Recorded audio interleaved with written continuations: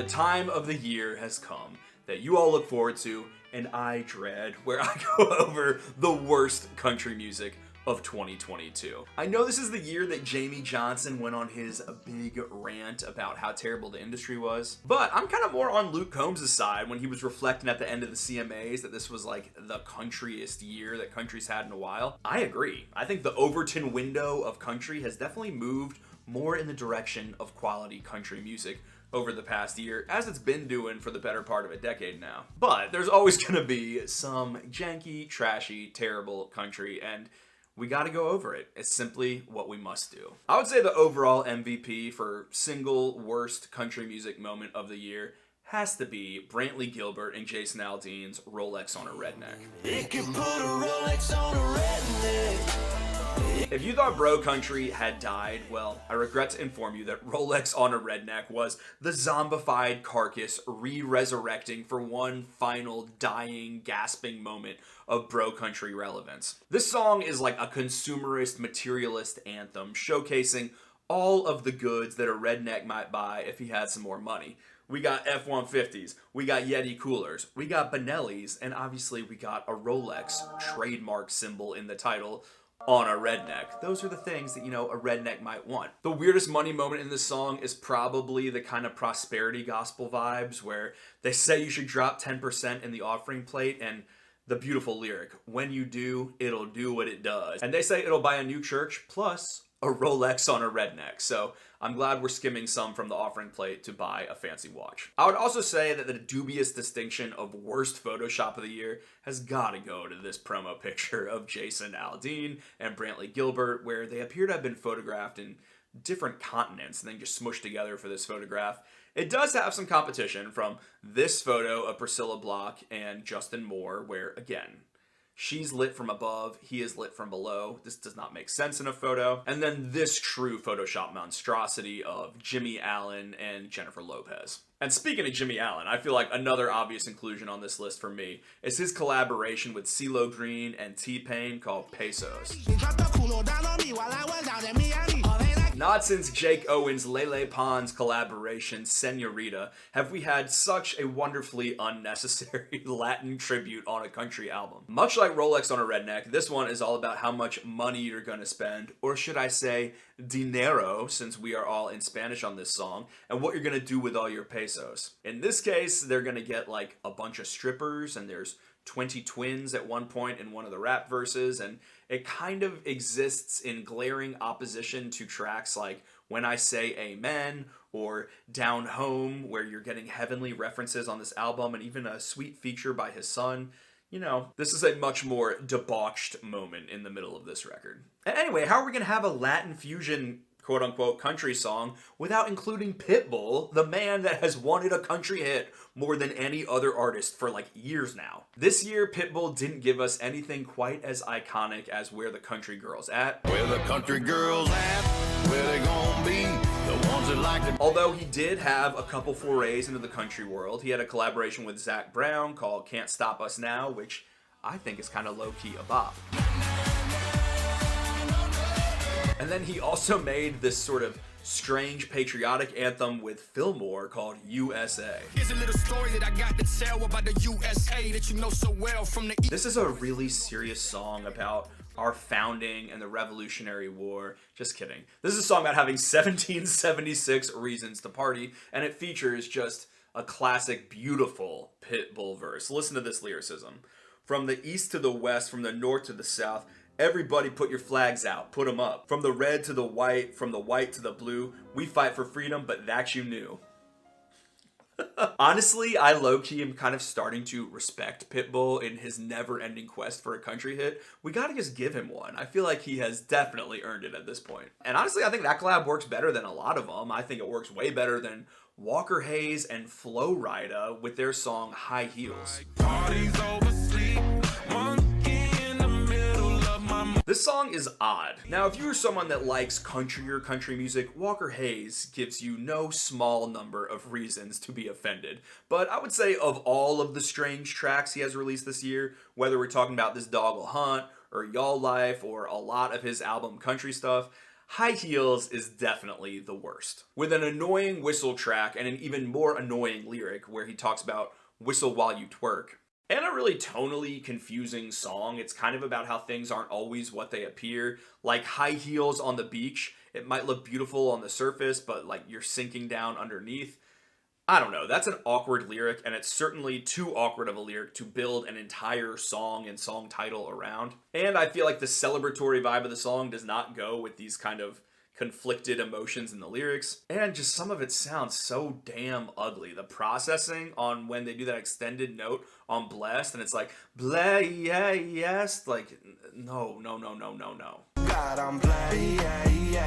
And at this point, it's just kind of funny how all these artists who are like way more relevant 10 years ago are using Walker Hayes as a vehicle to get back in the limelight, whether we were talking about Sierra or Kesha or now Flo Rida. Geez, there were so many collaborations with pop artists this year, and I feel like most of them were kind of garbage. I mentioned that J-Lo song with Jimmie Allen. That song's terrible. Russell Dickerson has a collaboration with Dixie D'Amelio. Granted, it's a pop track, but it ain't nothing special. When I close my eyes, I can see you in my sweatshirt. Seaforth, who I've never been moved by one single second of their music. They have a song called Queen of Daytona Beach with Sean Kingston.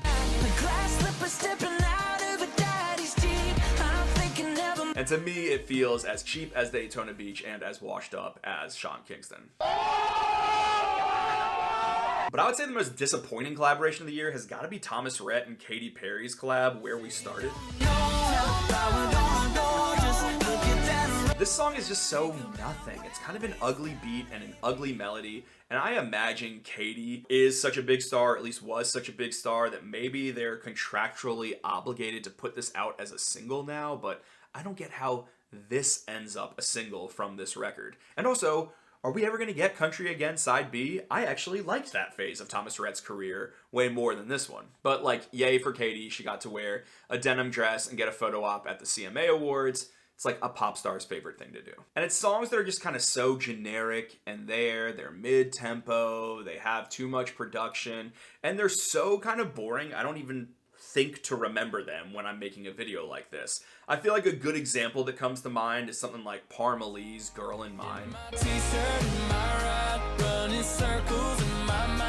A song that truly encapsulates their journey from bro country to boyfriend country, and which I find strange that there was this article in Billboard earlier this year that was literally like praising the band for basically completely reinventing themselves once they found momentum with Just the Way, that song with Blanco Brown. And that to me is just so hilariously industry that it's like, hey, this band completely changed everything about themselves because they found some radio success and we're now going to applaud them for it. And I'm like, really? With generic crap like this, it sounds exactly like a Chainsmokers song from like 6 years ago. And it's just nothing. It's just a big old nothing burger. I might prefer Hot Damn Alama to this. At least it's got some edge. Can I get a woo-woo? Speaking of edges getting sanded off, that's so how I felt about Morgan Evans's Over For You. That is like not a bad song in and of itself, but I'm putting it in this video because the production, I feel like, is the most disappointing production of any song this year. You have a heartfelt song from a guy who's just been divorced by Kelsey Ballerini, and he's saying, how long has it been over for you? Which is an epic and amazing and bitter line, and they just kind of cleaned up that production so much and added these cheesy Hallmark overtones and completely robbed the song of all its emotion. Are y'all not paying attention to like Zach Bryan and whatnot? You can be a little more raw. People like it. I've got a few other little thorns in my side of some songs that just annoy me that I have on my list this year. I'm putting Dierks Bentley's Beers on Me on this track simply because I believe it to be a complete ripoff of his own single, Gone. Come on now, swing on by, bring one. I've been gone, It literally is like the same song, and Gone's a good song, and Beers on Me is pleasant enough, but I'm like, are we really just gonna like steal this song? And I actually looked it up right before listening to this. This did not used to be the case.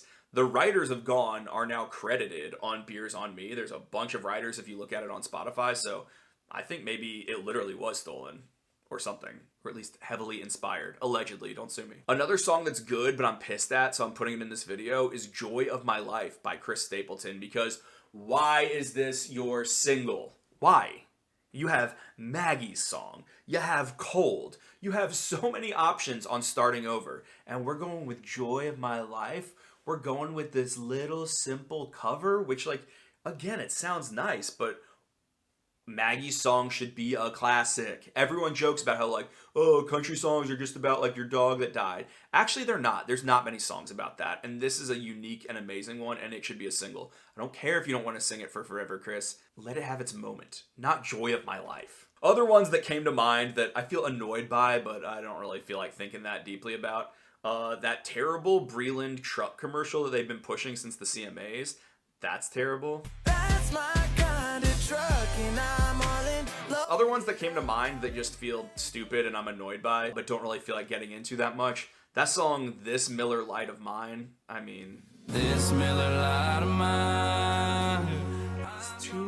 That's what I mean when I say things are like too songwritery. That's the kind of thing that gets like a laugh around a songwriting round in Nashville, but it's not got like the that like a real song needs to have. It's just like, that was cute once, and then you're like, this is stupid. And Shania Twain's Waking Up Dreaming, I know it's not technically a country song, it's getting a pop release, but like, her voice just sounds kind of croaky and bad. I'm sorry. I know we're supposed to be like, Shania can do no wrong, she's a legend, pop icon, but like, that song's horrible. And then the last few things are things that I'm pretty sure I hate, but at least they're like experimentally weird and audacious. It's maybe people that have learned from Walker Hayes. Like, I'm thinking of that song Project from Chase McDaniel.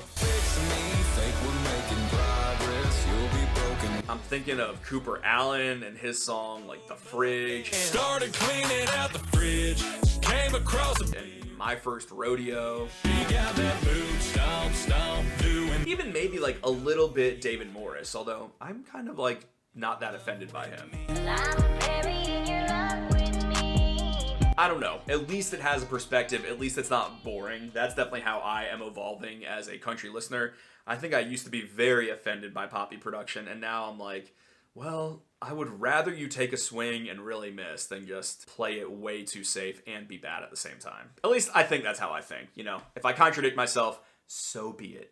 I contradict myself. I contain multitudes. As it stands though, that's it for me. That is the end of my worst video. Those are just the ones that came to mind as like, man, this was the garbage of 2022. I'd love to know what stinkers you really thought of. What are the songs you had to turn off when you heard them on the radio? And if you don't like all the negativity in this video, it's okay. All the other videos posted at the year end are going to be positive. And I got my best albums coming up, my best hit songs, as well as my best kind of like deep album cuts. And there's going to be lots of positivity to spread around.